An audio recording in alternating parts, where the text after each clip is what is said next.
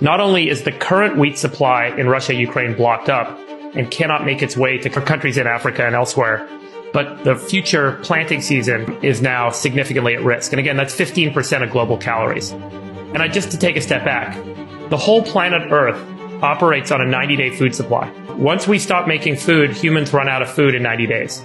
And that's not just linearly across all nations. What happens is the most vulnerable nations lose their food supply first, and the richer nations buy that food supply to secure their population calories. And so you very quickly see a bifurcation happen where suddenly famine is a real risk. And we already have about 800 million people on Earth that are subsisting on below 1,200 calories a day. So this very quickly tips the bucket in a significant way in a number of countries that's going to be really awful.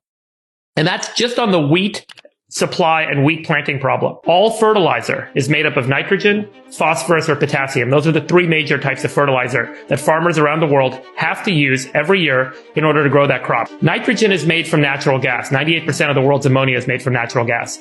Natural gas prices, as you guys know, have doubled, and the futures market looks like in some places natural gas prices going up like 4x.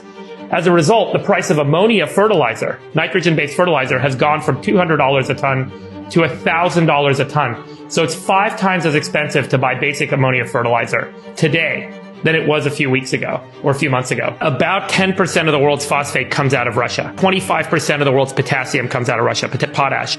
Both of those markets are blocked up. They are sanctioned and they have banned exports. Russia has through the rest of 2022. And as a result, the price of potassium has gone from 200 to 700, and the price of phosphorus has gone from 250 to 700. So now it's so expensive to grow a crop that a lot of farmers around the world are pulling acres out of production.